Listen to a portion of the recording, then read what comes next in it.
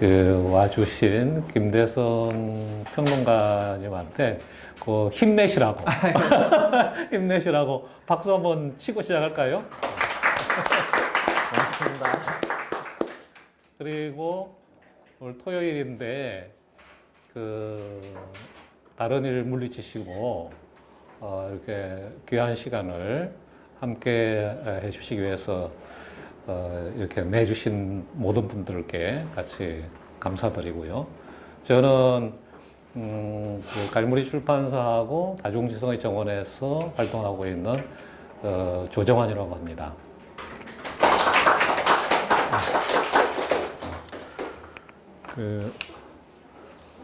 김대성 평론가님의 소개는 요 에피소의 문학 맨 앞에 자세하게 나와 있는데 아마 오늘 여기에 나와 있는 내용을 다 이야기하는 것보다는 이 작품에 대한 강의를 통해서 우리가 훨씬 더 구체적으로 알 수 있지 않을까 싶고 생활 예술 모임 곡간을 거점으로 해가지고 활동을 하고 있는 지난번에 들어보니까 이게 신인 평론가와 소장 평론가의 중간이라고 했습니까? 아니면 소장 평론가와 제가 그런 말 했나요?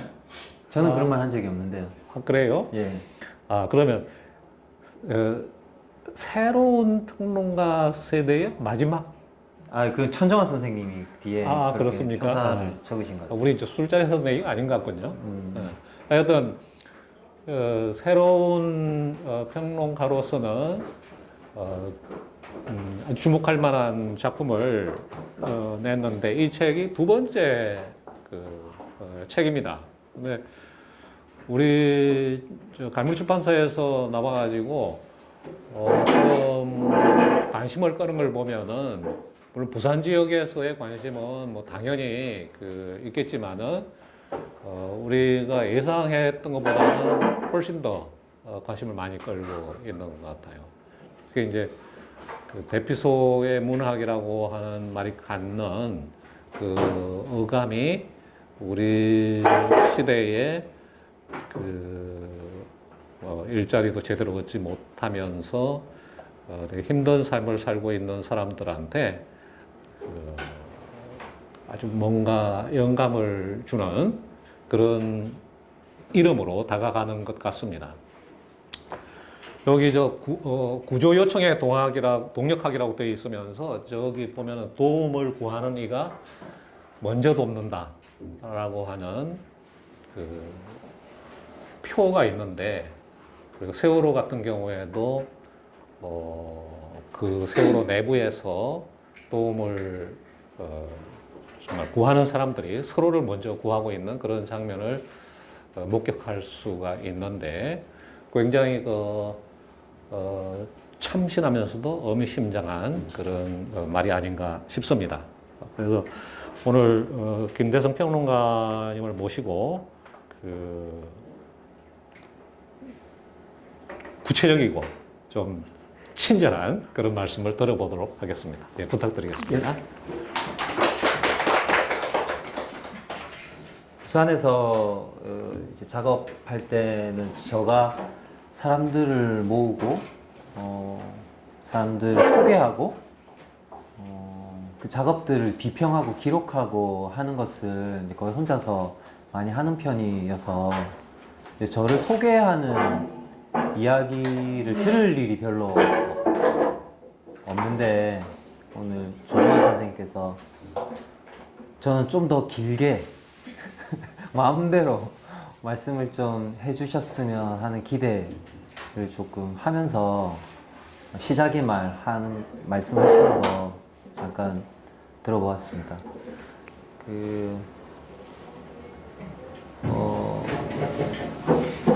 소개는 아까 조정환 선생님께서 조금 해주셨으니까 생략하기로 하고 이 책에 대해서 이야기할 수 있는 자리가 이제 뭐 거의 처음이어서요. 오늘 어떤 이야기들을 하면 좋을까 고민을 좀 해봤는데 좀 어렵더라고요. 그래서 이제 이게 비평장에서 하는 이야기도 아닐 거고, 또 되게 편하게 얘기하는 자리도 아닐 거고, 되게 개념적으로 접근하는 것도 아닐 것 같아서 가늠이 좀 잘 되지 않고, 누가 오는지도 좀 잘 되지 않고, 출판사 측에서도 별다른 설명을 안 해주셔가지고, 저 혼자서 현장에서 분위기 보고 상황을 보고 강도나 수위 같은 것들을 좀 정해야겠다, 그렇게 약간 좀 느슨한 생각으로 왔는데 어마무시한 분들이 앞자리에 있어가지고 제가 약간 좀 준비가 좀 소홀히 하지 않았나 이런 생각이 좀 드는데, 오늘 말씀드릴 내용이 제목처럼 그 도움을 구하는 이가 먼저 돕는다라는 이 문장을 중심으로 이야기를 조금 해볼까 합니다.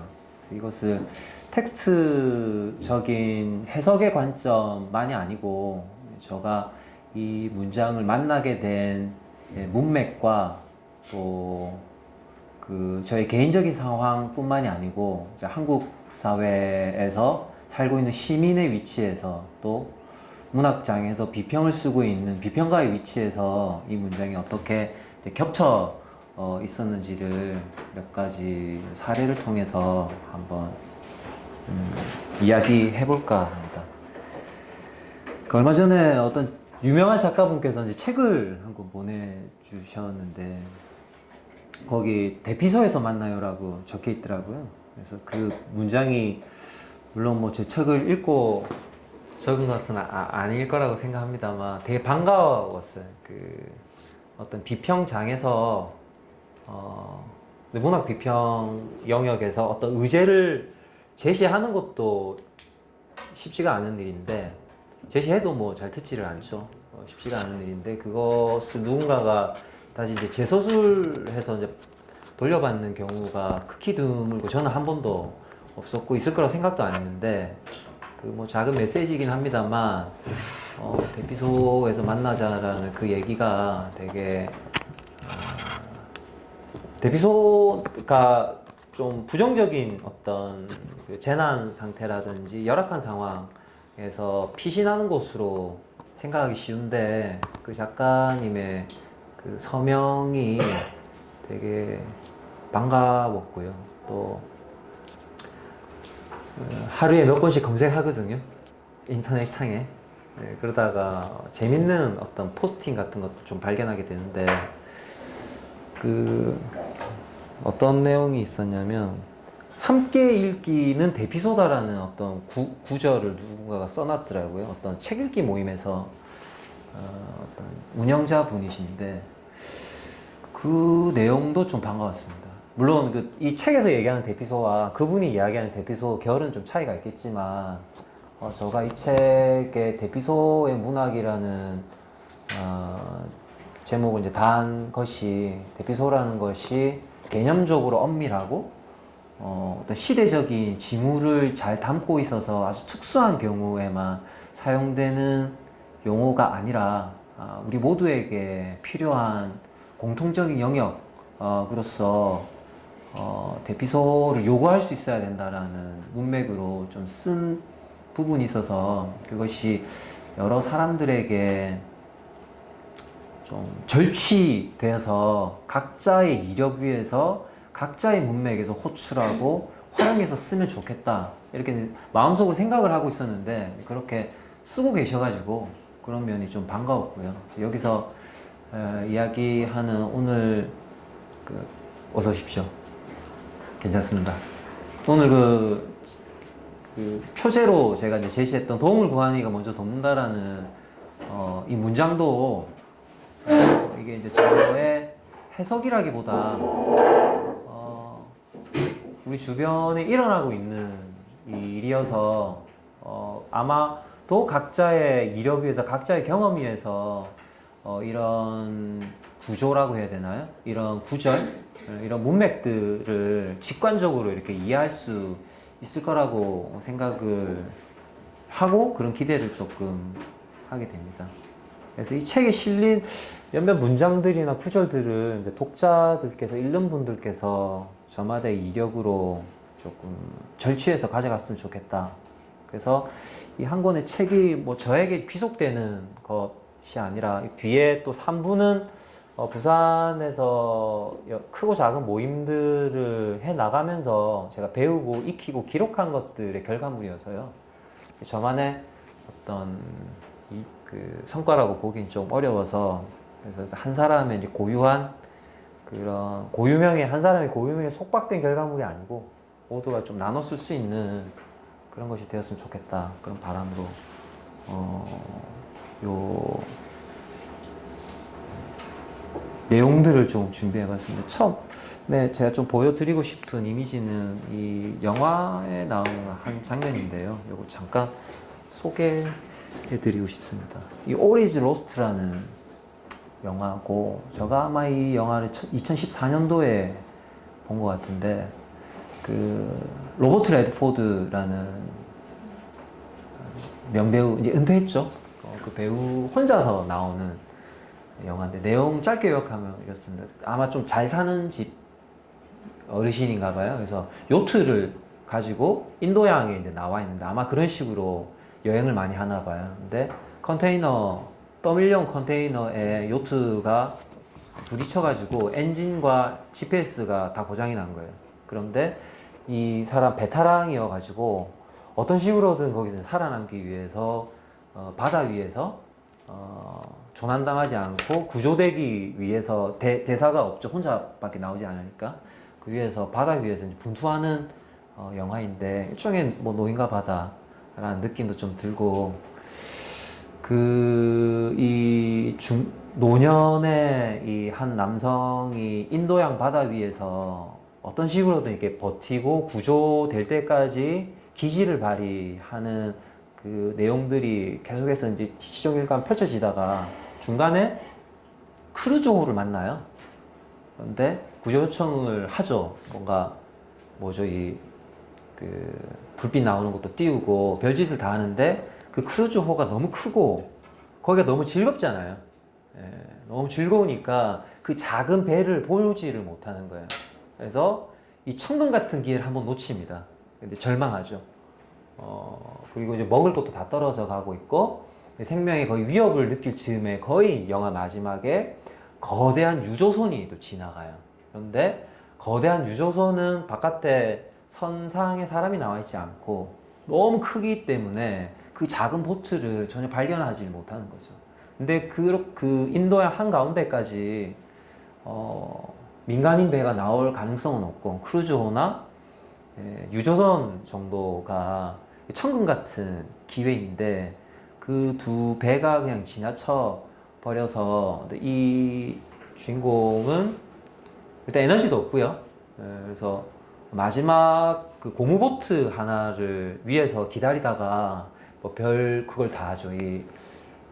비닐로 이렇게 덮어놓고 물방울이 이제 생기면, 수증기가 생기면 그걸 이제 물을 빨아먹는 그런 식의 이제 생존 기술 같은 것 보는 재미도 있습니다만, 아마 의지의 문제도 있는 것 같고, 더 이상 여기서 살아남을 수 있는 가능성이 없다라고 생각하고, 마지막으로 자기를 알리는 신호로서 고무보트를 이제 불태우고 바닷속으로 이제 들어가는 그 장면인데, 바닷속으로 이제 빠지고 있죠. 모든 것들을 포기하고 빠지고 있는데, 그 위에 작은 불빛이 이제 보이는 거예요. 이제 그게 이 마지막 장면을 제가 캡처한 건데요. 그 불빛을 보고 이 남자가 다시 위로 올라가는 장면입니다. 그리고 요 장면이 완전 마지막, 손을 잡기 전에 영화가 끝나는데요. 이 장면 나중에 한번 더 보겠습니다. 이제 이 장면에 대해 제가 조금 더 설명을 하고 싶은데, 그게 저의 해석입니다. 영화는 아니고, 저는 이 장면을 어떻게 봤냐면, 마침내 보통 이런 식의 이제 재난 영화, 서바이벌을 기본으로 한 영화가 마지막에 이렇게 구조되는 영화 그 장면으로 끝나기 마련인데, 저는 이 영화의 마지막 장면을 좀 다르게 보이더라고요. 뭐냐면 누가 구해주는지는 이렇게 나오지를 않는데, 저는 사실은 이 영화를 다시 보지 않았어요. 다시 보지 않았고 영화 처음 봤었을 때 그 강렬한 인상을 그대로 가지고 있는데 이 불빛을 비추는 저 사람이 누굴까를 좀 생각을 해봤는데 뭐 대개는 어딘가에서 보고 작은 보트를 내려서 구조하기 위해 내려온 사람일 거라고 생각하기 쉬운데 저는 이 사람이 난민이지 않나 그런 생각이 들더라고요. 그래서 이 사람도 지금 조난당해 있거나 조난당하지 않기 위해서 인도양을 사력을 다해서 움직이고 있는 또 누군가를 만나기 위해서 인도양 위에 떠 있는 난민이지 않을까. 그 난민이 이 남자 부주와 백인 남성이죠. 이 남성을 지금 구하는 장면이라고 읽을 수는 없을까? 저는 이 당시에 그렇게 보였어요. 이것이 왜냐하면 크루즈호라는 되게 제도적이고 시스템적으로 잘 갖춰져 있는 그런 배의 구조에서는 이런 조난당한 사람이 보이지가 않고요. 뭐 유조선도 마찬가지고 그런 거대한 시스템 위에서는 이런 작은 목소리가 전혀 들리지 않는데 어떤 보트에 탄 사람은 이 불빛을 봤다라는 거죠. 그것은 이 목소리를 누가 들을 수 있는가? 이 조난당한 이의 구조 요청의 목소리를 누가 듣는가? 라는 생각을 했었을 때 난민이 듣는다. 난민이 들을 수 있을 것이다. 이런 생각을 하고 이 장면에 대한 해석을 저는 좀 그렇게 해봤는데요. 이것이 사실은 여기 오늘 제목으로 제가 표제로 붙였고 이 책에 들어가는 글의 제목이기도 한데 도움을 구하는 이가 먼저 돕는다라는 말을 좀 잘 설명해 줄 수 있는 이미지가 아닌가 해서 제가 한번 가지고 와봤고요. 그리고 두 사람이 손 잡는 것까지는 보여주지 않고 이렇게 끝났는데 그 이미지 이제 시작으로 제가 이 책에서 초반에 조금 분석했던 모두가 좋아하는 작가이고 2012년작인가요? 이 비행운이라는 소설집부터 내용이 조금 달라지고 있는 한 작가의 이제 작품을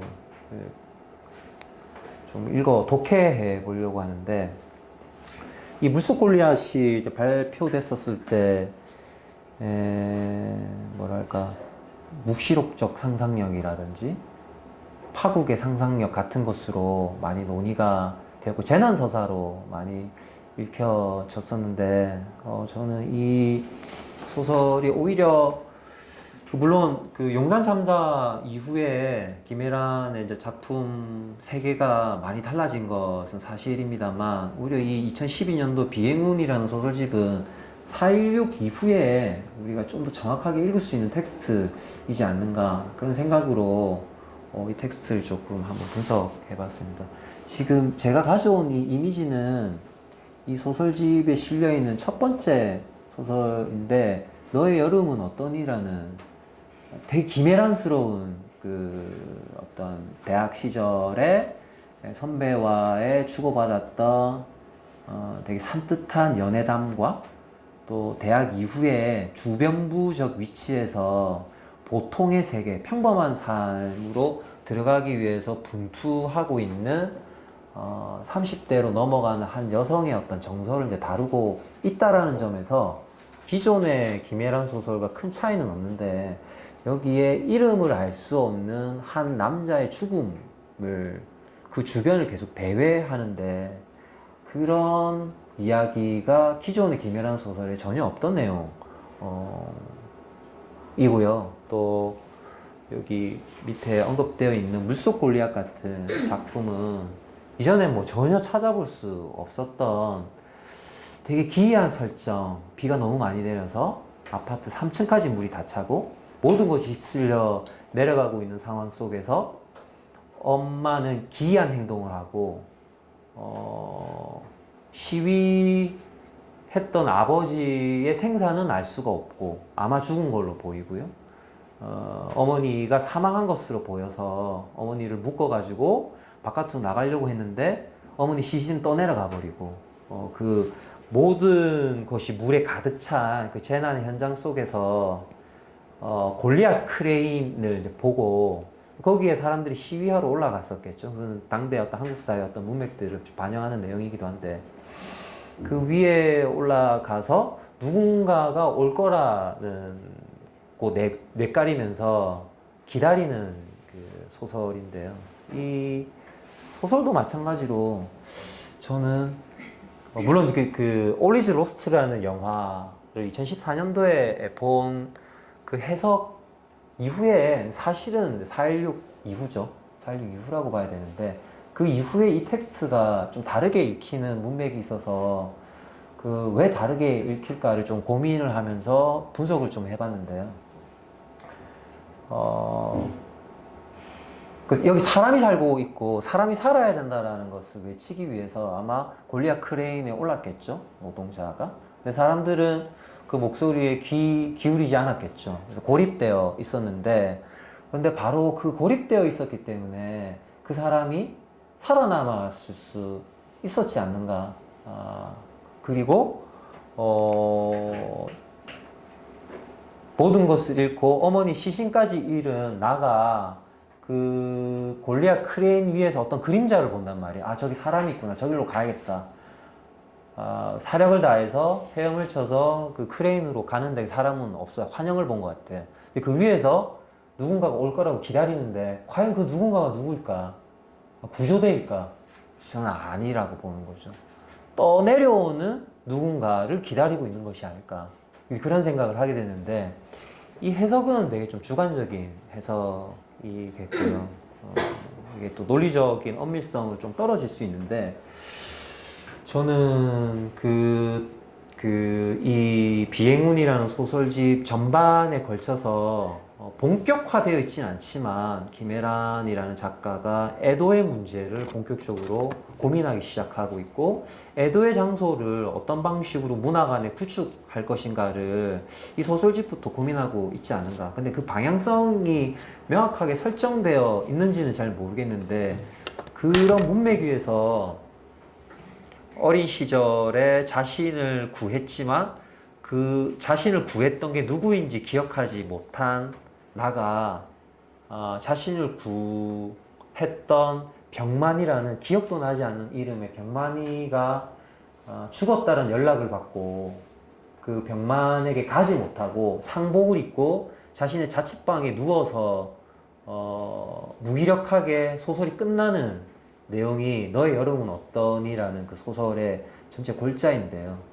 그 모습과 이 물속 골리앗의 이 내용들이 김애란이 고민하고 있었던 것이 뭔가 이런 파국적인 상황이라든지 재난적인 상황에 국한되는 게 아니고 문학이라고 부르는 양식이 매체가 어떤 애도의 공간을 구축하고 그것을 만들어 가는데 새롭게 쓰여져야 되지 않는가라는 고민을 이 작품부터 해오지 않았는가 그런 생각을 하면서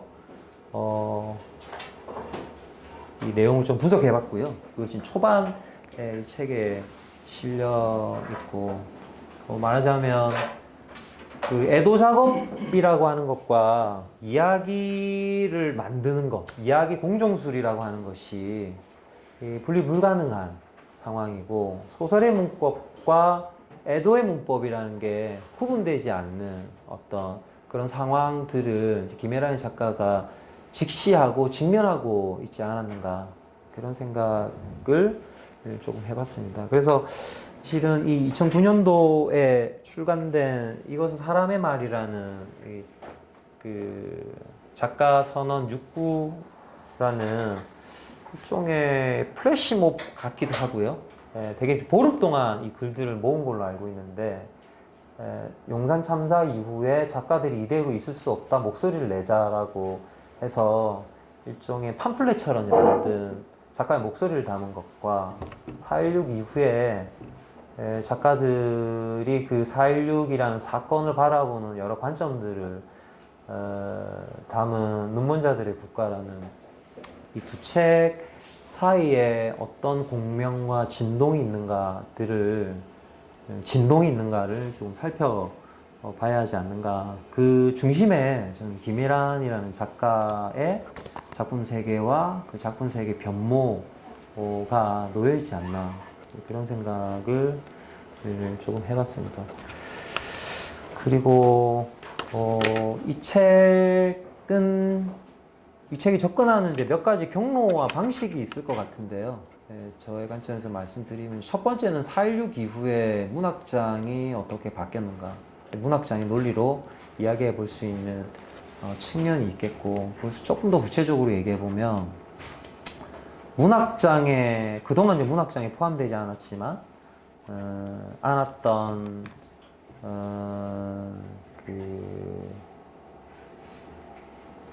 어떤 목소리들을 담아내고 있는 장면들, 이제 말하자면 배제되었던 영역들을 이제 발명하고 발견하는 어떤 그런 경향들이 있지 않았는가. 그게 일부에 제가 쓰고 있는 르포에 대한 주목인데요. 이게 르포라는 장르나 양식이라기보다는 르포적인 것이라고 불리는 게 소설 텍스트 안에 되게 많이 이제 들어와 있는 게 아닌가, 그렇게 생각을 했고, 그 르포적인 것이라는 것은 이제 작품이라는 것이 이렇게 한 사람이 아니라 다수에 의해서 만들어지고 있다라는 것이고, 또 두 번째는 현실을 반영하는 것이 아니라 어떤 현장에서 즉각적인 응답으로서 작품들이 어떻게 만들어질 수 있는가, 그런 내용들을 반영하는 것이겠고요. 또 두 번째는 그렇게 읽어주는 사례가 있을지 모르겠지만, 이렇게 비평가의 위치에서 한국 사회의 구조적인 병동 속에서 비평을 쓴다라는 것, 글쓰기의 변화가 어떻게 조금씩 달라지고 있는가도 이 책의 1부와 2부와 3부에서 그 결의 차이들을 조금 느낄 수 있는데요. 그것은 이제 제 관점이죠. 그거를 읽거나 주목하는 경우는 잘 없을 텐데, 이 책의 1부와 2부와 3부의 글쓰기 방식이 조금 다른 부분이 있는데, 저도 그 변화 혹은 그 이행이라고 할 수도 있겠는데, 그 부분에 대해서 명확하게 개념화하거나 소스를 해보지는 않았는데요. 그 변화의 양식들에 대해서도 기회가 된다라면 이야기를 한번 해볼 수 있을 것 같고, 그리고 세 번째는 이 재난이 일상화된 그 시대 상황 속에서 이 대피소라는 모두에게 필요한 이 공통적인 영역, 공통장을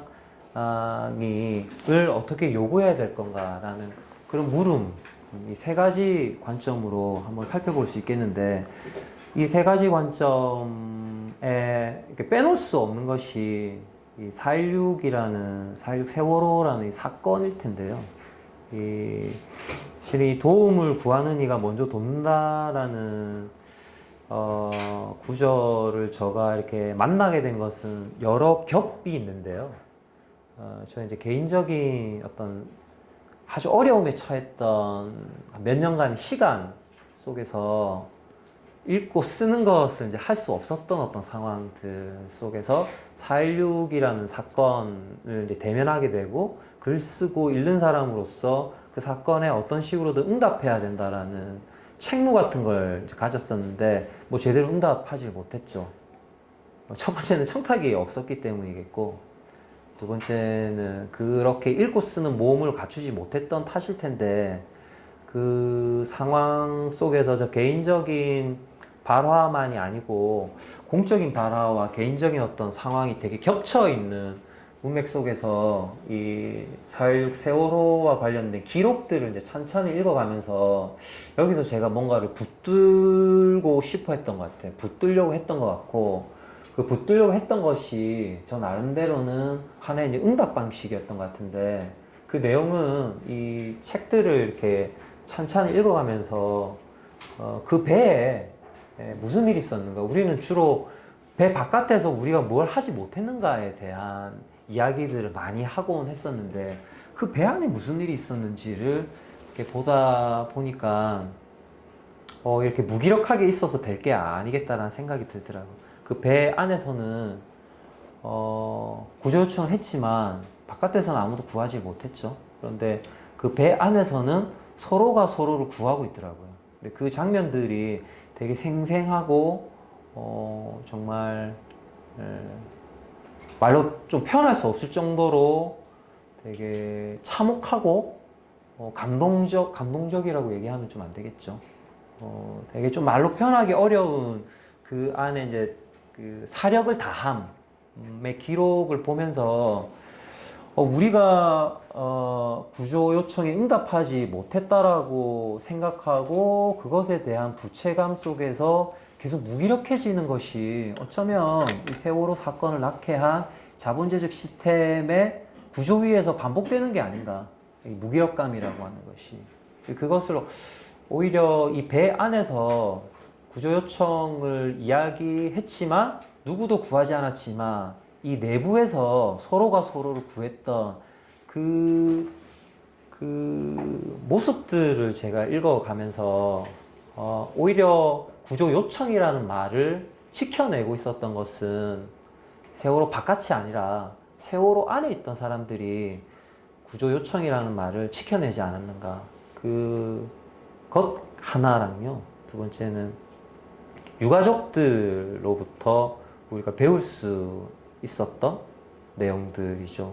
잘 아시다시피 그 박근혜 최순실 국정농단을 이렇게 밀어낼 수 있었던 결정적인 도화선이 세월호 7시간이라고 얘기할 수 있을 텐데 그 7시간은 우리가 힘있게 문제제기할 수 있었던 동력은 유가족들이 여전히 그 광화문 앞에서 계속해서 진실규명을 요청하던 것을 철수하지 않고 그 자리에 있었기 때문에 결정적인 논의들을 할 수 있지 않았을까. 그런 면에서 한국 사회 일테면 촛불혁명이라고 할 수 있는 그 성과가 절대적으로 유가족들에게 비치고 있는 측면들이 있다. 세월호 배 안에서 우리들이 구조 요청이라는 말을 지켜낼 수 있었고 또 그 바깥에서는 유가족에 의해서 사회적 큰 변화를 이루어낼 수 있는 중요한 동력이 되었다라고 생각을 하는데 그 배 안에 있는 내용은 너무 유명하고 제가 이 책 안에서도 이제 자세히 기술을 했는데요. 배가 내용을 잠깐만 소개해드리면 배가 기울어지고 있을 때 안내방송이 나옵니다. 아마 이게 최혁규라는 꼬마 아이와 그 동생을 찾는 부모의 애타는 목소리였는데 안내방송에서 아이를 보호하고 계시는 분이 있으면 소리 질러달라고 얘기를 했는데 단원고 학생들이 그 아이들을 발견한 거예요. 자판기 옆에서 벌벌 떨고 있는 최혁규 어린이랑 그 동생, 여자 동생을 발견해서 아이가 여기 있다고, 애 여기 있다라고 배가 기울어지는 와중에 외치고 최혁규인지 그 여자 동생이 최혁규는 그 친구는 그 실종자로 알고 있습니다. 아버지랑 두 사람이 실종된 걸로 알고 있고 그 여자아이를 위해 살리죠. 올려보내고 최혁규 그 꼬마에게도 한 생존 학생이 형이 너 살릴 테니까 걱정 말라고 하는데 그 친구가 결국 최혁규 손을 놓치거나 올리질 못해가지고 살리지를 못하고 그 생존자 학생의 구슬집이 다시 봄이 올 거예요를 보면 그때 그 친구를 최혁규를 구하지 못해서 되게 죄책감 속에 오래 시달리는 이야기들이 있는데요. 저는 그 기록을 보면서도 이 도움을 구하는 이가 먼저 돕는다라는 구절을 이제 자연스럽게 제가 그 문장을 도착하는 것을 받아안을 수 있었는데 저는 이제 구조요청이라고 하는 이 책의 부제도 구조요청의 동력학이라고 되게 좀 이상한 말을 붙였죠.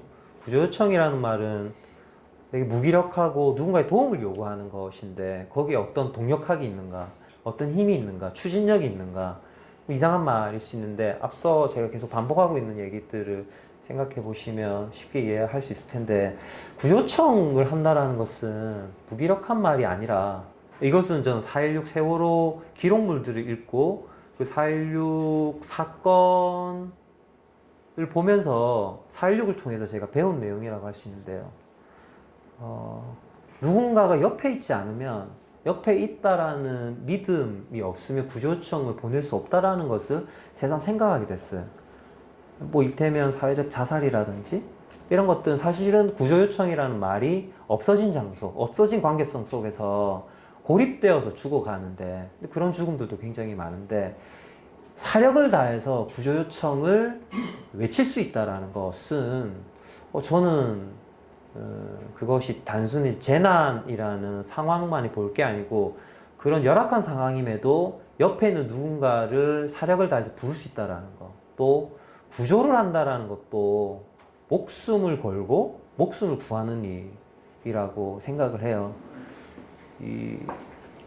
그 당시에 구조와 수색이라는 말을 비슷하게 썼거든요. 수색하고 이제 구조를 못했으니까요. 아무도 거의 구조를 못하고 한국 사회는 수색만 했잖아. 시신 찾는 일만 했었는데 이 두 개를 나란히 써서는 안 된다.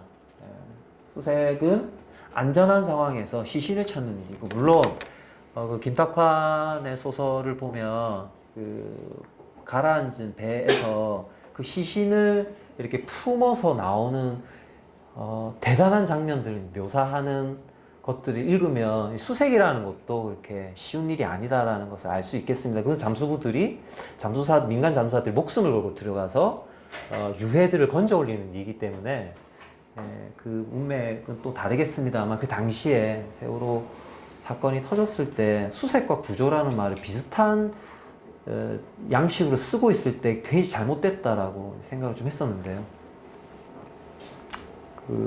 다시 이야기 돌아오면,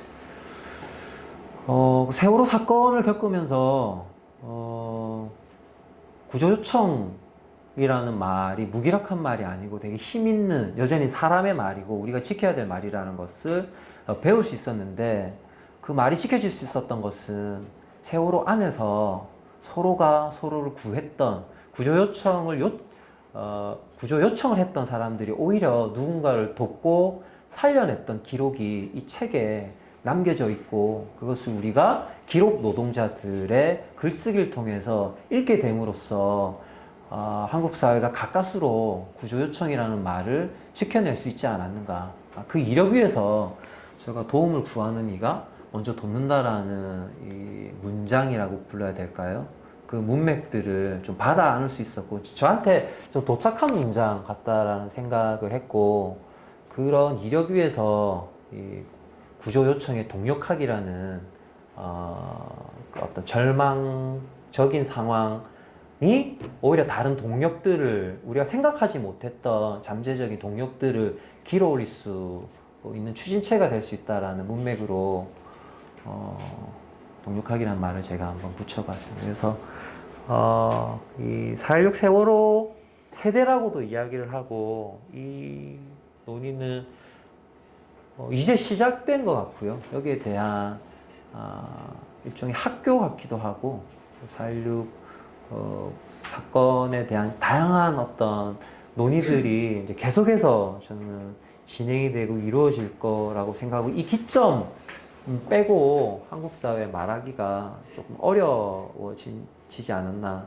그런 생각들을 조금 해봅니다. 그리고 또 4.16 이후에 제가 앞서서 용산참사도 얘기했었지만 도착하는 과거들이 있는 것 같아. 그래서 4.16이라는 이제 공통경험, 일종의 뭐 집단 트라우마일 수도 있고 집단 무기력일 수도 있고 여러 가지 어떤 공통경험 이후에 비로소 읽을 수 있고 읽히는 텍스트들이 있지 않은가.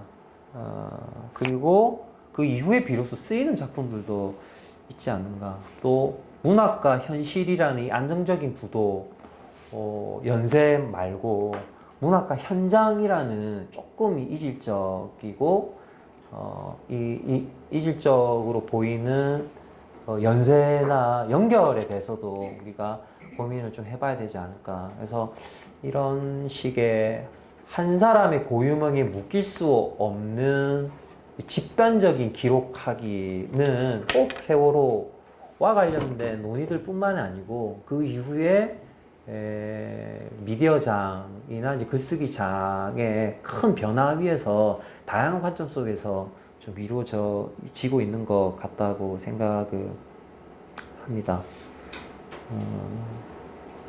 네, 뭐 그런 이야기고요. 또 이 책을 쓰면서 제가 이게 대피소와 관련한 여러 가지 이미지들이 있었는데 이 책에서는 대피소에 대한 조금 개념적인 접근에 대한 내용은 없고요.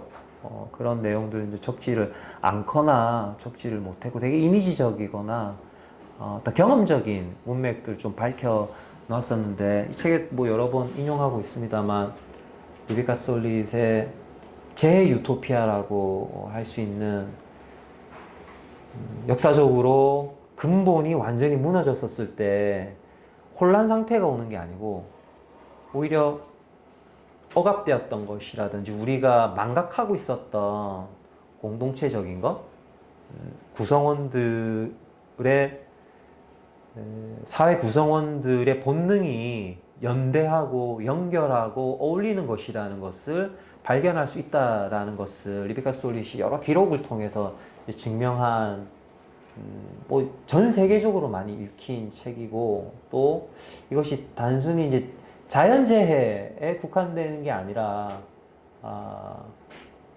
이렇게 삶이라고 하는 고유성이 지켜야 될 영역이 생존이라고 하는 단순화되어 있는 방식으로 기울어지고 있는 세계 상태가 이 재난이 일상화된 것이라고 말할 수 있을 텐데 근데 그런 상황 속에서 이 재유토피아라고 하는 개념이 시사하는 바가 되게 큰 것 같고요. 또 갈무리 출판사에서도 나왔지만 동아시아에서는 그 동일본 대지진 후쿠시마 제1원전 유출이 어떻게 동아시아를 변화시키고 있는가라는 문맥에서도 견주어서 같이 고민해 볼 수 있는 부분이 같은데요. 뭐 여기에서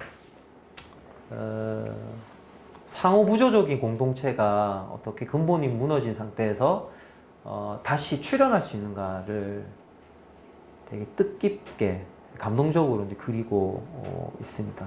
이 책들을 읽으면서 당대 한국 사회의 문맥들을 좀 견주면서 읽어볼 수 있었고요. 다른 그 옆에 있는 책은 가타니 고진이 세계사의 구조라는 역작을 내고 거기에 대한 논의들을 더 구체화해 내가는 강연록 집인데요. 거기에 가타니 고진이 동일본 대지진이 어떻게 일본 사회를 바꾸고 있는가를 이야기하기 위해서 리베카 솔릿의 이 재유토피아 개념을 다시 이제 빌어오는 대목이 있는데 거기서 제 눈길을 끌었던 것은 그 가타니 고진이 국가적인 국가를 지향하고 국가들의 연합을 하는 세계공화국을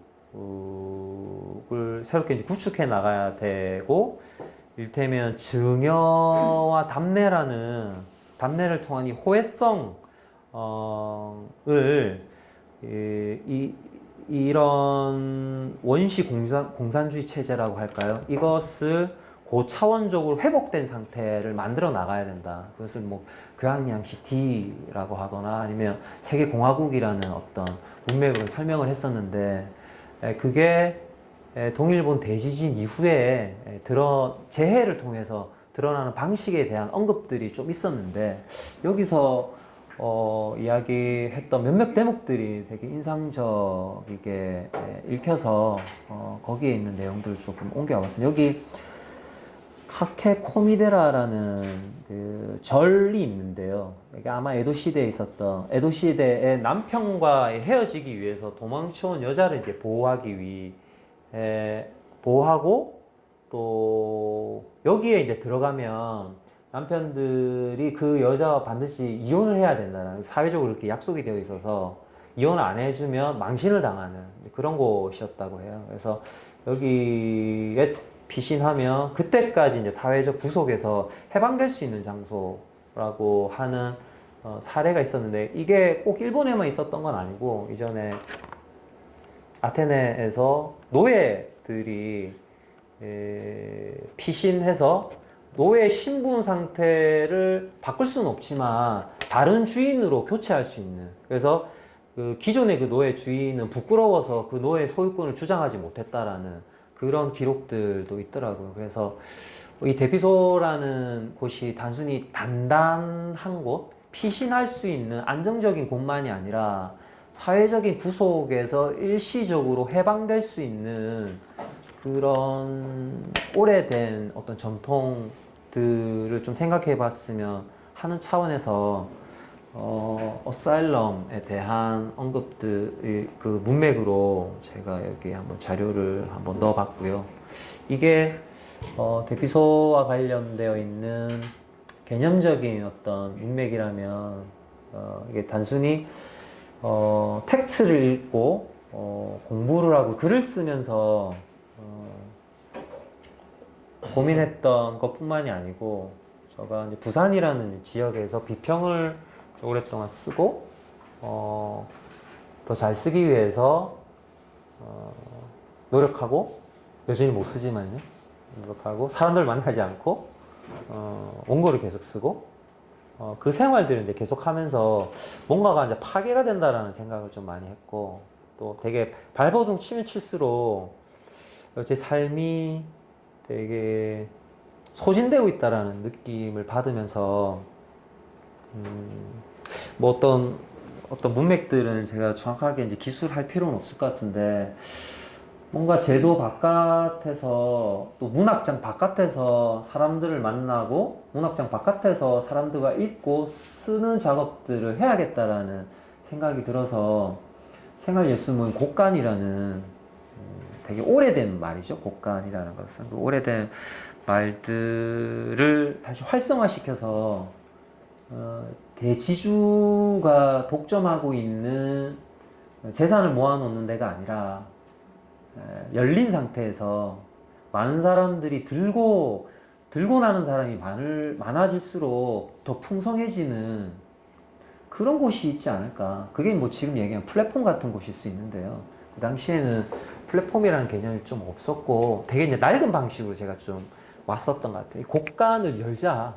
우리는 아무것도 가진 게 없지만 주변에 전문가가 없고 비평가도 없고 글 쓰는 사람도 없지만 그 사람들의 초대로 작은 집에 가고 공간에 갔었을 때 대단히 감동적인 순간과 그곳을 가꾸면서 어디에서도 느끼지 못했던 장소감 같은 것들을 받고, 또 그들이 한 개인 개인에게 환대하는 방식에서 주는 힘 같은 것과, 또 다 아마추어들인데 그 아마추어적인 것에서 각자의 이력이 꾸밈 없이 있는 그대로 상대에게 전달될 때 그 어디에서도 보지 못했던 이상한 장르성 같은 걸 제가 또 느꼈어요. 이게 뭘까? 이 힘이라는 게 뭘까? 이 뭐라고 장르라고 이름 붙이지 못하는 이 독특한 기회와 재주라는 것이 무엇일까? 이런 생각을 조금 했었는데, 그래서 곡간을 열어야겠구나. 이곳이 곡간일 수 있구나. 이곳이 곡간일 수 있다라는 것을 그걸 알려야겠다. 그런 생각으로 생활예술모임 곡간이라는 것을 만들어서 친구들이랑 움직여 다녔습니다. 제가 여러 가지 이제 프로그램들을 이것저것을 해봤는데요. 그 중에 아직까지 하고 있는 정규 프로그램은 문학의 곡간이라고 소설이나 작품 같은 책 한 권을 한 달에 한 번씩 읽고 사람들이랑 모여서 책 얘기는 안 하고 책을 통해서 책을 읽으면서 내가 좀 더 깊어질 수 있었던 내 이력과 내 생각들을 좀 나누는 게 메인이에요. 처음에는 우리도 문학 텍스트를 다른 방식으로 읽을 수 있다라는 취지로 시작되었는데, 진행되면 될수록 텍스트를 어떻게 읽고 어떻게 잘 읽어내는가가 중요한 게 아니고, 이 텍스트가 나에게 무슨 말을 하고 내가 잊고 있었던 무엇을 건드리고 알리고 있는가. 나는 이 텍스트를 읽으면서 나에 대해서 얼마큼 생각하고 더 깊어졌는가에 대한 이력들을 나누는 방식으로 완전히 이제 이동하게 되었는데요. 그 문화의 곡간 하고 있는 그 장면들 두 개를 제가 사진으로 뽑아서 갖고 왔습니다. 여기가 제가 옛날에 살던 집이에요. 여기가 1층이고 여기가 2층인데요. 13회 했던 때고 14회 했던 때인데 대피소라는 말이 언제 도착했는지는 제가 기억이 안 나가지고 뭔가 검색을 좀 해봤어요. 제가 모은 기록물들 검색해 보니까 여기 하나 잡히더라고요. 여기에 항상 지금은 안 쓰고 있습니다만 40회 가까이는 항상 별방문이라는 걸 써서 사람들을 환대하고 약간 전문적인 텍스트, 그러니까 약간 순문학을 많이 했으니까요. 그 텍스트 접근성이 그렇게 좋지가 않아가지고 안내하는 차원에서 항상 별방문이라는 걸 제가 썼었거든요. 그 별방문 제목이 2014년 11월에 그 빈센트 반 고흐가 동생 테오에게 보낸 그 편지 대베스트셀러죠. 영혼의 편지라는 책을 한번 했었는데 그때 별방문 제목으로 제가 대피소에서 곁에 사람에게라고 제목을 붙였더라고요. 아마 제목을 그렇게 붙였을 정도면 아마 이런 고민들은 이제 계속 하고 있었을 테지만 그게 언제 어떻게 도착했는지 제가 기억을 할 수가 없고 추적을 할 수가 없어서 요거 일단 갖고 와봤는데요. 낮에 시작했던 모임 이제 밤까지 이렇게 촛불 켜놓고 약간 좀 피신 온 사람처럼 이렇게 앉아있는 장면이 인상적이어서 갖고 와봤고 이 옆에는 송년회를 겸해서 저희 집 2층에 한쪽에서는 문화의 곡간을 하고 한쪽에서는 그때 이제 밀양 송정탑 투쟁에 후원금 응원의 자금을 보내자라고 해서 한 달 전부터 사람들에게 동료 친구들에게 친구지만 연락처도 없는 친구들입니다. 친구들에게 알려가지고 물물 교환하고 무상으로 나눠주고 팔 수 있는 것들을 갖고 오라고 해서 물물 교환하고 임의적으로 돈을 그냥 놔두고 가는 방식으로 그때 한 20만 원 가까이 모였던 것 같은데요. 그것들을 했던 것을 하나 장면들을 사진을 조금 옮겨와 봤습니다. 곡간은 이렇게 장소를 건사하는 비용과 에너지를 줄여가지고 우리는 장소를 유지하려면 그 비용과 에너지가 되게 많이 들잖아요. 우린 장소를 만들지 말고 부산에 있는 장소를 찾아가자. 그래서 이미 부산에는 많은 장소들이 있고 그 장소를 잠깐 빌리자. 빌리기 전에 만나고 사귀자. 사귀기만 하지 말고 그 장소와 그 팀과 그 모임이 그동안에 어떤 작업을 했는지 우리가 기록을 하고 작게나마 비평을 하자. 그리고 어떤 방식으로 만날 수 있는지, 어떤 방식으로 함께 열 수 있는지를 고안하자. 이런 식으로 몇 년 동안 계속 움직였고요. 공간 없이 수십 회를 이렇게 옮겨 다녔어요. 그래서 연락해가지고 뭐 얼마에 빌릴 수 있냐 이런 방식이 아니라 리서치를 계속해서 저 팀이랑 한번 사귀어보고 싶다 하면 두세 번을 미리 만나서 이야기하고 우리가 준비한 것들을 얘기하고 비평하고 교류하면서 문화교권 한번 하는 거죠. 이런 식으로 한 4, 5년을 했는데 지치더라고요. 지치고 제도에 들어가지 않는 모임들의 수명이라는 게 조금 있다라는 걸 좀 느꼈는데 2, 3년이더라고요. 물론 재단이라든지 대학 기관이나 어떤 협동자 형태로 전환하는 경우는 오래가는 모임들도 있었습니다만 그런 걸 하지 않는 모임 거의 2년 이후에는 다 사라져서 저도 그 작업 이제 더 이상 이제 찾아다닐 데도 없고 그 여력이 좀 잘 닿지 않고 저도 에너지가 너무 많이 떨어져서 올해는 공간을 하나 마련했습니다. 공간을 하나 마련해서 지금 어떤 거점으로서 움직이고 있는데 그 전 내용들 말씀드리는데요. 그래서 그 앞서서 재난이 일상화되어 있는 이 사회 속에서 우리 모두에게 곡간이 대피소가 필요하다라는 이야기 잠깐 드렸었는데 저는 이 대피소라는 이유라는 것이 어떤 사회적인 의제로서 비평가의 위치에서 어떤 도출되거나 제시된 측면도 있습니다만, 그 전에 이런 모임들을 계속하면서 이 사람들, 여기 모여 있는 사람들은 조금씩 이상한 사람들이라고 봐야죠. 여기 오는 사람들은 그 이상한 사람들이라는 게 뭐 폄훼의 얘기가 아니고요. 딴 데 가지 않고 여기 온다라는 것은 좀 특이한 점이 있는 거거든요. 홍보도 많이 하지 않았고, 그리고 여기 오면 다른 사람 얘기를 한 3시간을 듣고 있어야 돼요. 낮에 시작했는데 이제 밤까지 앉아가지고 이야기하는 것은 너무너무 힘든 일이고, 그래서 질려서 도망간 사람들도 있지만, 그것을 계속 오는 이유는 뭘까를 자연스럽게 저는 생각할 수밖에 없었는데, 이 사람들에게 필요한 것이 희망이나 미래가 아닌 것 같다라는 생각을 했어요. 곡간이라는 말 자체는 좀 희망적이고 뭔가 나눌 수 있는, 뭔가 풍족하게 주고받을 수 있는 장처럼 보이는데, 오히려 저는 이런 모임들을 옮겨 다니면서 유동적으로 일종의 가설 천막 같은 걸 치는 거죠. 그 일대에, 그 장소에 잠깐 들어가서 가설 천막을 치고 한 대여섯 시간을 이야기를 나누는데, 그 말의 강도가 좀 이례적일 정도로 짙고 두껍다라는 거. 그것은 누가 전략으로 짜거나 뭔가 제안해서 만들었다기보다는 그런 천막이 필요한 사람들이라는 것을 몇 년 동안 모의를 하면서 자연스럽게 알게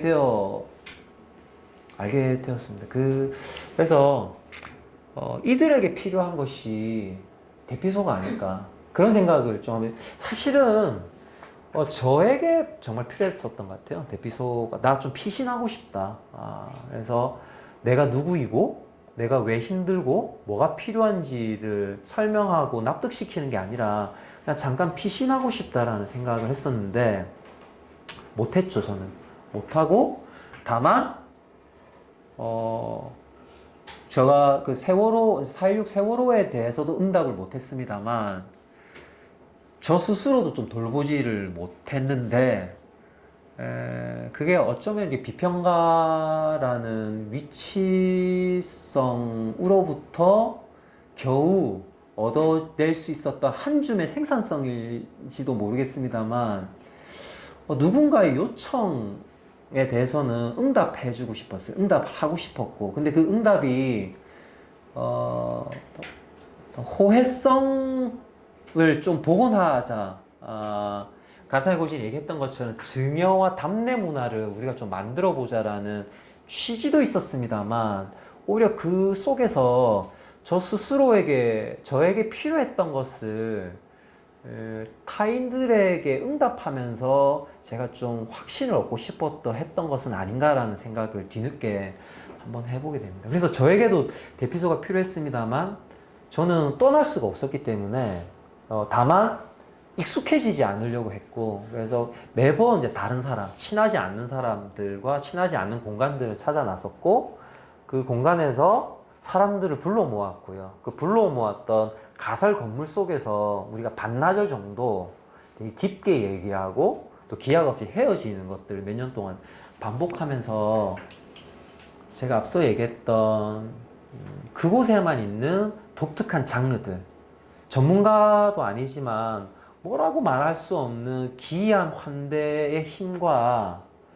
이상한 재주와 능력들을 아낌없이 나누는 그 체험을 제가 곡간적인 것이라고 이야기했고, 곡간이 필요하다고 얘기를 했는데, 저에게는 그 곡간이 대피소랑 되게 겹쳐 있었습니다. 그래서 이 책의 3부가 되게 긴급한 이야기와 되게 비판적인 이야기를 하고 있던 1, 2부와 결을 좀 달리 하고, 부산이라는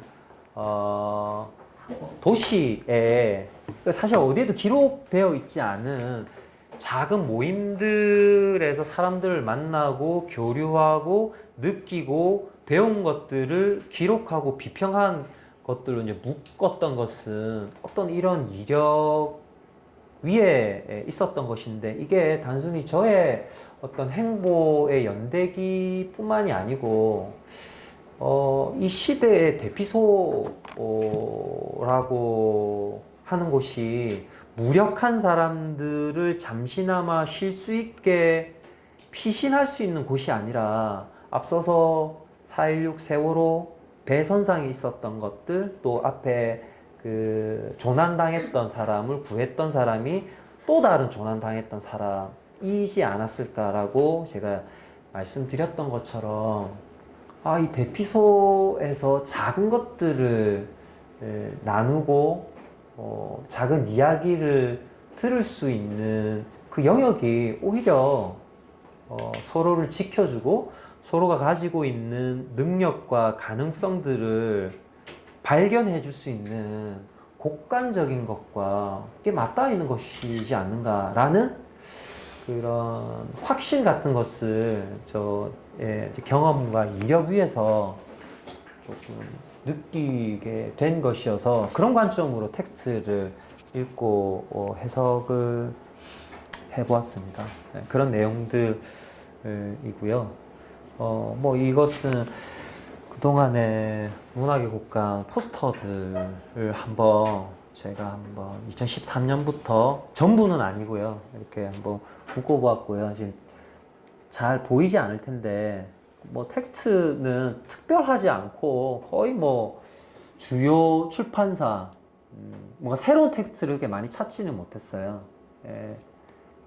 문학과 사회, 문학과 지성사, 창비, 문학동네, 자음과모 등등 이런 민음사 그런 곳에서 있던 것들이 있고 뭐 이 안에 곁에 작가라고 우리가 옆에서 바로 만날 수 있는 작가의 작품을 같이 읽자. 그래서 그 작가와 같이 이야기를 나누는 것을 하나씩 넣어놨었고 또 더 이상 읽히지 않은 텍스트들 70년대, 80년대, 90년대 텍스트를 리라이팅 해보자 우리가 다시 읽어보자 라는 그런 관점으로도 프로그램을 이제 만들어도 보고 뭐 그런 컨셉으로 한번 해봤고요.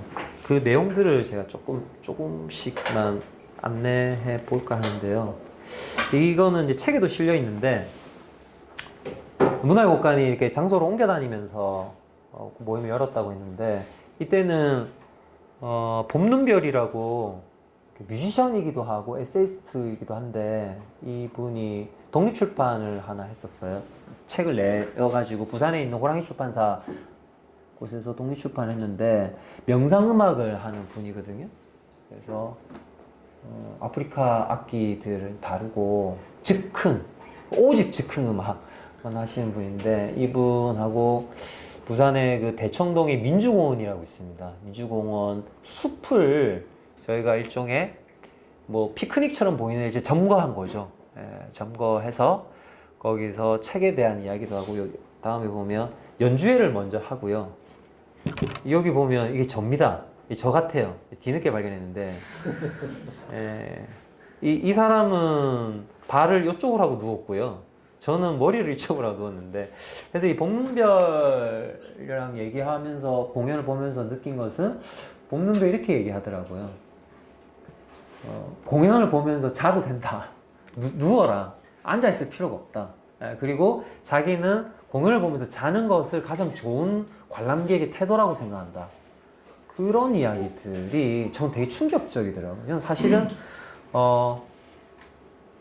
생활 예술 모임이라는 말이 지금은 생활 예술이라는 말이 되게 많이 좀 상용화됐었는데 그때는 생활 모임이라고 하니까 생활 모임 곡간요, 문학의 곡간요 이렇게 얘기하는 게 너무 신경이 거슬리더라고요. 풀네임을 정확하게 부르지 않고 마음대로 부르는가 그렇게 생각을 했는데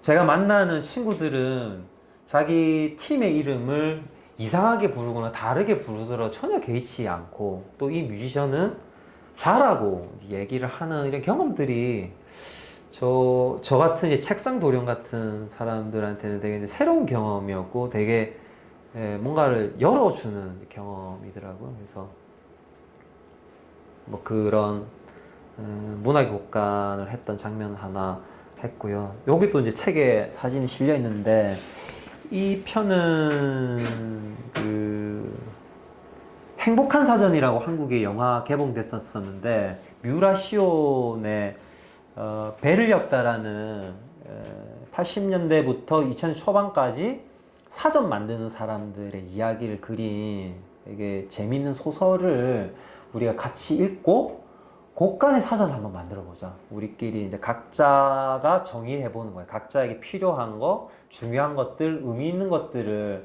하나씩만 꼽아서 그 각자의 정의, 각자의 이력을 바탕으로 사전을 만들어서 한번 묶어보자 라는 기획으로 탱거라는 전자음악 하는 앰비언트 음악을 하는 듀오를 이전부터 저희가 알고 있어 가지고 섭외를 해서, 이게 어떤 거냐면요, 이 구성원이 자기가 써온 사전을 낭독하는 겁니다.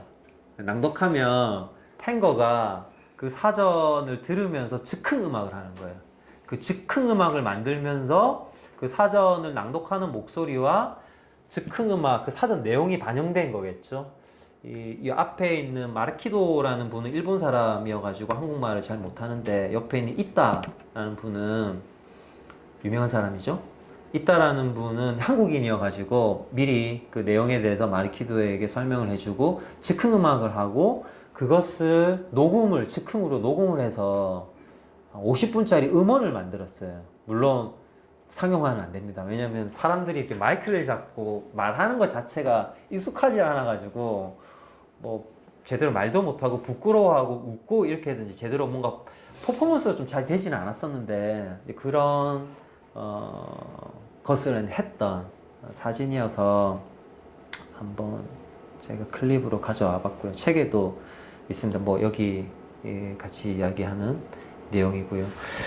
이것은 문학의 곳간이 여기 보면 크게 이제 세 부분으로 나뉘는데, 첫 번째는 사김 시간이라고 해서 그 대상 텍스트와 관련해서 주제를 작게 뽑아서 저희는 매번 자기소개를 이름과 나이를 얘기하지 않고 이 사김 주제로만 얘기해요.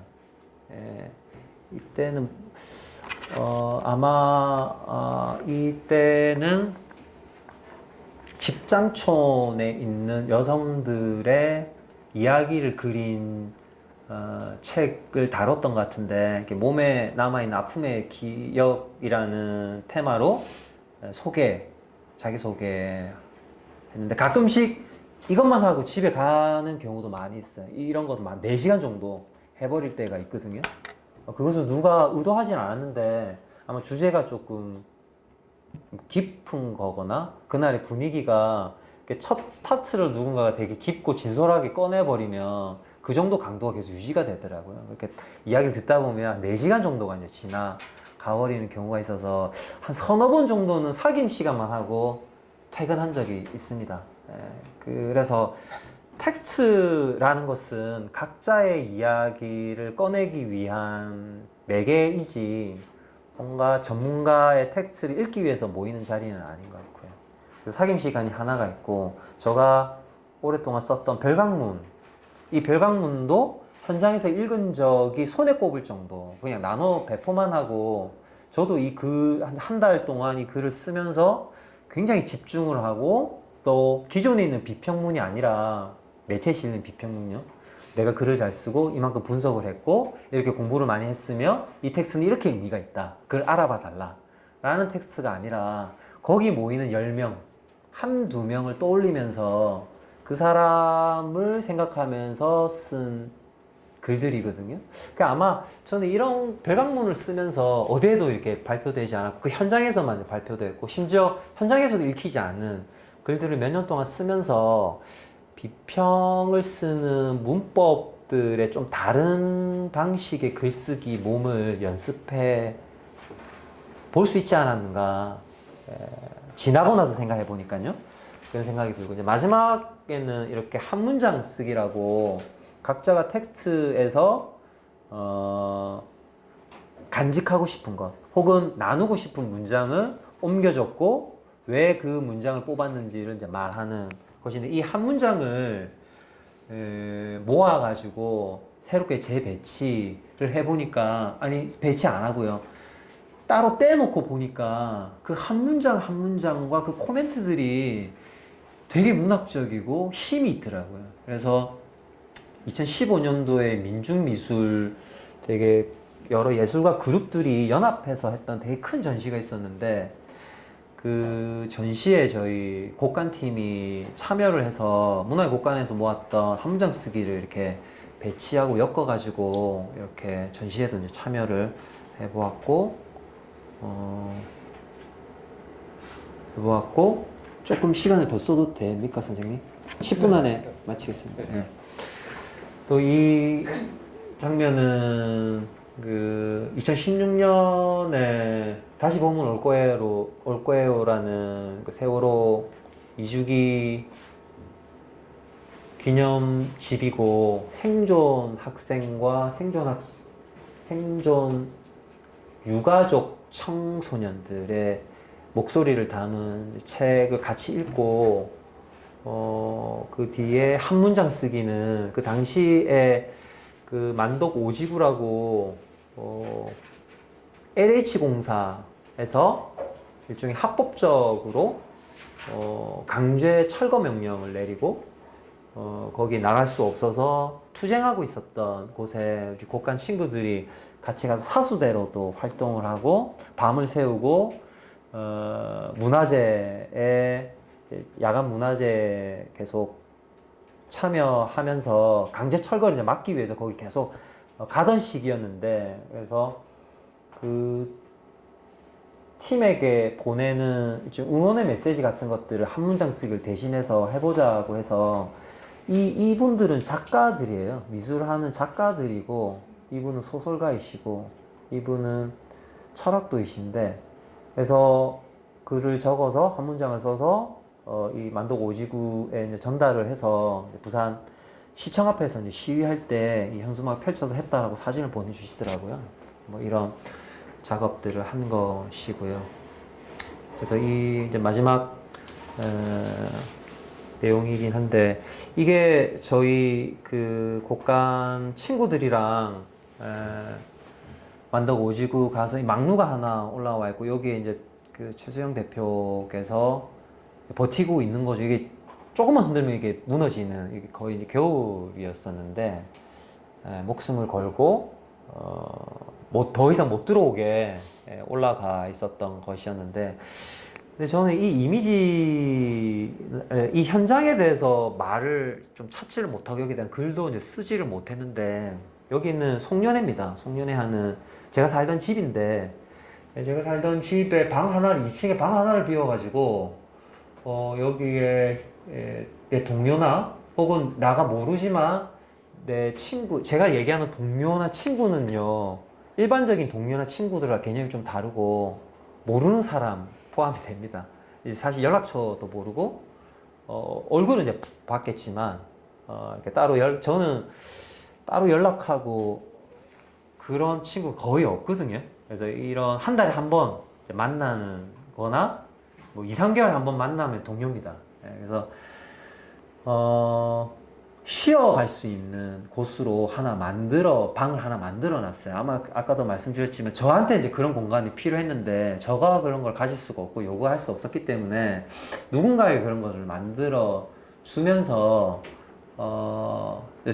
주고 싶었던 것 같아요. 그래서 이 집 형태가 일본식 가옥이어가지고 되게 옛날 집이어서 되게 좁은데 2층이었어요. 그래서 위에 방 하나를 비워두고 그 위에 누가 체류하면 제가 이제 밑에 있고 요 위에 뭐 한밭이라든지 여러 사람들이 묵어 갔었는데 그냥 대피소라기보다 대피소처럼 계셨던 분은 한 분 계시고요. 그래서 한 3일 본인 밥 먹고 싶을 때 밥 먹고 나오고 싶을 때 나오고 제가 항상 밥을 해드리고 그랬던 적이 있었고 그런 식으로 집을 한번 그렇게 운영해 봤어요. 그래서 제가 살던 집이지만 제 집이 아닌 것처럼 몇 년 좀 있어 봤는데 이 만덕 오지구에 있는 막루의 모습하고 여기 사람들이 물론 이제 바자회와 연말 공연이 송년회를 겸해서 문학의 곡간과 바자회를 함께해서 이 좁은 집에 한 40명 정도가 왔었던 것 같아요. 그래서 바글바글 해서 뭐 다 앉지도 못할 정도로 사람들이 많이 왔었는데 이런 모습들이 물론 이 두 개는 결이 굉장히 다르죠. 현장의 온도도 다르고 문맥도 다릅니다만 저한테는 이 두 개의 공간이 되게 겹쳐 보였고, 대피소 이런 식의 막루에서의 곡간적인 것들을 하게끔 했었고, 이런 곡간 같은 곳에서 대피소 같은 문맥들을 계속 겹쳐서 생각할 수밖에 없게 했던 측면이 계속 있어서, 그 당시에 제가 만나고 읽고 썼던 그런 글들이 대피소와 곡간적인 것이 이렇게 이어질 수밖에 없었던 문맥들이 생길 수밖에 없었던 것 같은데, 이것은 앞서도 제가 잠깐 말씀드렸습니다만 어떤 개인적인 이력에 국한되는 것은 아니고, 공통장으로서 모두가 만들어가고 모두가 발견해가고 모두가 주인이지만 모두가 주인일 수 있는 그런 공통 영역 같은 것이 우리에게 지금 필요하고 또 우리 옆에 있다라는 거죠. 그래서 그것을 의미화하고 발견하고 지키고 가꾸는 것이 무엇보다 좀 필요하지 않겠는가. 그런 질문들을 이 책을 통해서 조금 하고 싶어서 대피소와 곡간이라는 문맥들을 이 안에서는 큰 구분과 차이 없이 진술했던 이유이기도 했습니다. 그래서 뭔가 말들이 일매지게 연결되는 것 같지는 않습니다만, 제가 뭐 두서없이 나중에 또 질의응답 시간이 또 있다고 해서 그때 좀 더 이야기 나눌 수 있으면 좋을 것 같고요. 그래서 되게 정리되어 있는 멋진 말은 아니었고, 할 수 있는 얘기를 최대한 했습니다.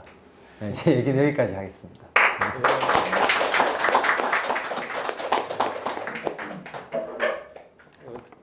항상 말하는 사람은 좀 자기가 두서없다고 생각하는데, 듣는 사람은 그걸 자기식으로 정리해가면서 듣기 때문에 항상 체계적이거든요. 그래서 참 잘 들었다라는 생각이 들고요. 그러니까 4.16 이후에 문학장의 그 변화, 글쓰기의 변화하고